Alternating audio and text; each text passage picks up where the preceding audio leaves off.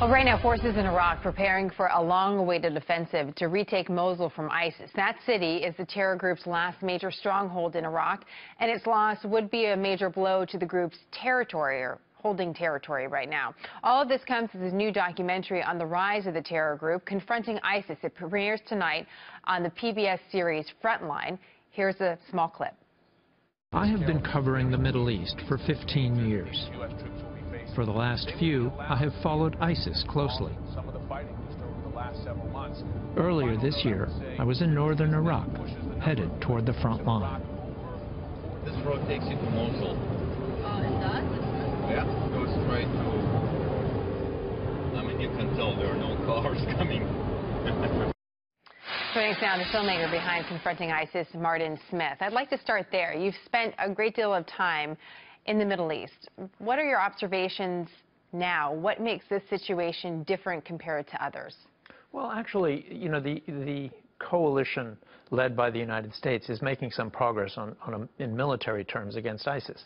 As you say, the battle to retake Mosul is imminent. We don't know if it's going to go off next week or next month, but ISIS will be pushed back militarily in Iraq. But what's the focus of our program is looking at the conditions that gave rise to ISIS in the first place and the failure to really pull together a regional coalition that really has common purpose with the United States. We've defined a very narrow tactical objective: defeat ISIS.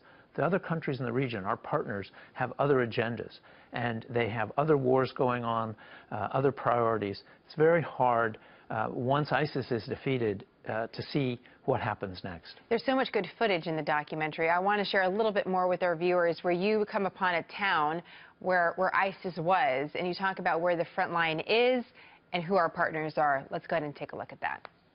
So you pushed them out of this town. How far are they from here now? الله يستشندور نديرو شيء 11 How far? 1500 تا 2000 متر. It's like 1500 meters. Like a mile. Yes. حضرتك بس في مقابلة. Did you want to go talk to them? You can go with me? منا. خدای برنامه موسر زور پزحمت او دست امریکایی دا. Who were you talking to there? Why do they matter? The Kurdish Peshmerga are the best fighters we've found. The Syrian Kurds also. There are ties between the two groups. The Peshmerga in northern Iraq, the Syrian Kurds in northern Syria have been the best fighters, and they're going to participate in the battle to retake Mosul, and there are major forces in northern Syria moving towards Raqqa, the headquarters of the caliphate. But we saw there that they said they're not going into Mosul without the Americans. Well, the Americans have been trying to rebuild the decimated Iraqi army, the regular forces of the Iraqi government. And he's saying that those forces are never going to be able to do anything without American support, and he's not willing with his forces to go it alone without Americans. The Americans provide air support, importantly, drones as well as jet bombers, and they want that. They won't go up against ISIS without that support. It's a different situation inside Syria. In one way, we're talking about Iraq, and another way, we're talking about Syria. And one Saudi minister, former minister, said to you, if you guys are going after terrorists, who's the real terrorist in the region? And he says, President Assad is the one that has killed hundreds of thousands of innocent people, not ISIS. Why would he say that, and what's that show us about the complexity of the decisions that we're making? There are two battlefronts, really, one in Iraq and another and much more challenging one in Syria.